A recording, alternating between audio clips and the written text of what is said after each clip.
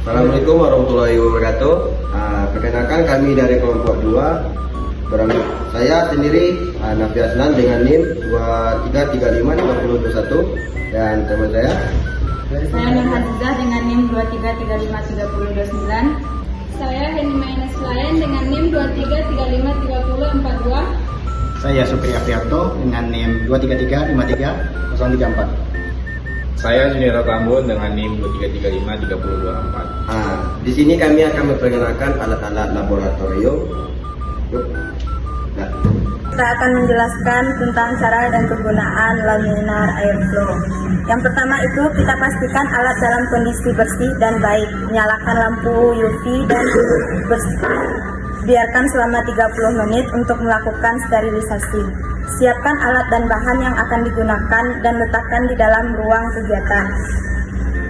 Pakai alat pelindung seperti jas lab, masker, dan sarung tangan. Lakukan proses inokulasi dan penanaman bakteri sesuai dengan prosedur yang berlaku. Setelah selesai, keluarkan tangan dari ruang kerja dan tutup kembali kaca transparan LED. Nyalakan kembali lampu UV dan biarkan selama 30 menit untuk melakukan sterilisasi alat. Bersihkan alat dan bahan yang telah digunakan. Simpan di tempat yang aman. Oke, baik. Di sini saya akan menjelaskan beberapa langkah untuk menggunakan dari neraca analitik.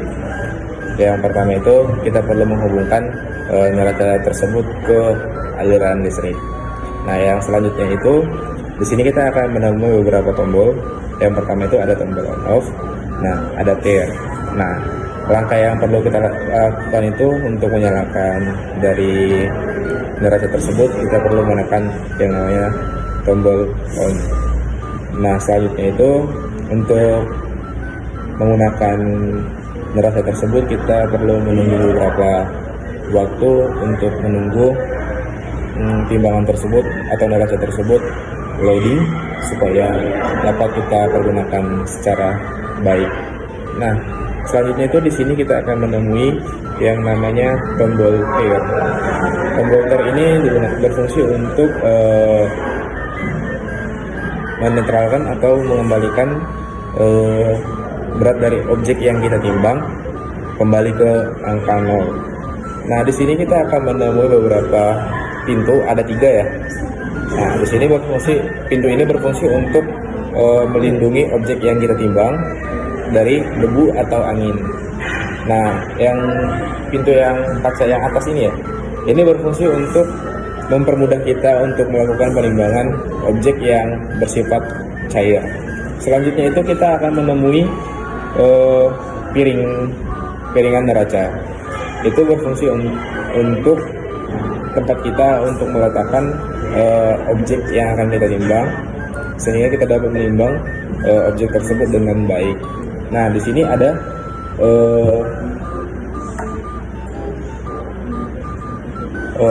water pass. Water pass ini alat yang digunakan untuk mengetahui posisi piringan neraca.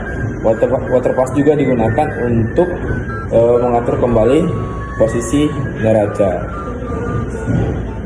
Nah, di sini kita akan menemui juga yang namanya kaki-kaki neraca. Itu berfungsi untuk menstabilkan posisi dari neraca tersebut sehingga kita dapat mengukur atau menimbang objek yang akan kita timbang itu dengan baik dan sempurna. Terima kasih. Baik, di sini saya akan menjelaskan kerangka penggunaan oven pada laboratorium. Pertama, kita hubungkan dulu kabelnya pada sumber listrik yang ada di laboratorium, dan untuk menghidupkan oven kita tekan tombol on off yang ada di oven.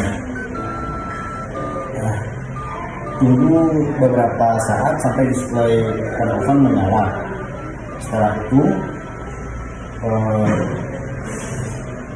sekarang waktunya kita menyesuaikan suhu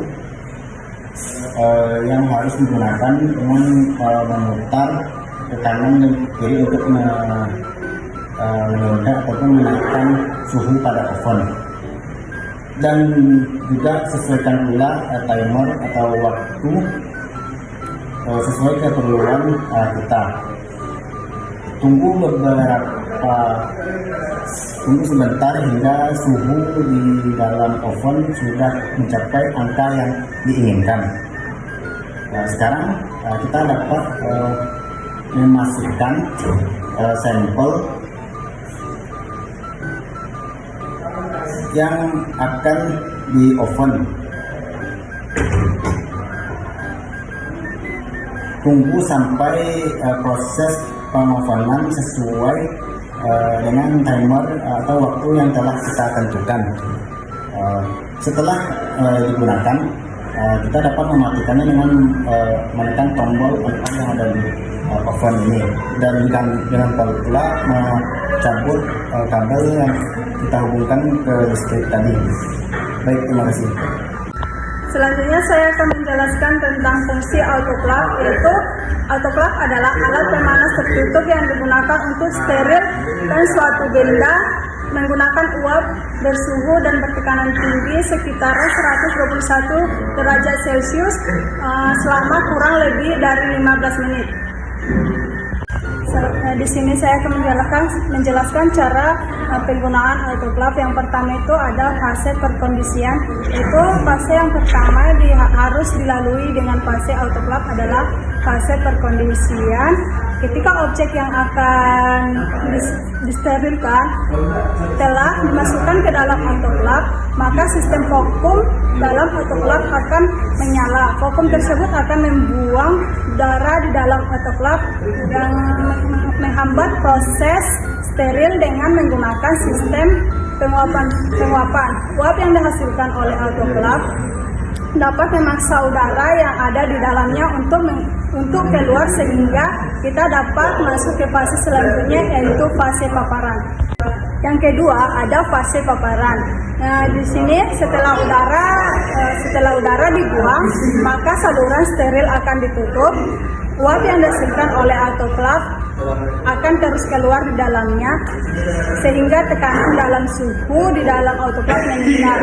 Setelah terjadi proses paparan, di mana barang-barang yang akan disteril akan didiamkan dalam autoclave selama beberapa waktu dan dibiarkan terpapar uap yang di dalamnya agar seluruh sisa bakteri dan sel lainnya yang menempel pada objek yang disterilkan dapat dibersihkan dengan secara menyeluruh. Yang ketiga ada fase pembuangan. Dalam fase ini, ketika barang-barang sudah disterilkan dalam autoclave dalam beberapa waktu, maka fase terakhir adalah fase pembuangan. Pada fase ini, uap yang mengumpul di dalam autoclave akan dibuang dan harus mendiamkan barang-barang yang telah disterilkan sehingga benar-benar kering setelahnya. Anda dapat menggunakan barang-barang tersebut untuk penelitian selanjutnya. Terima kasih.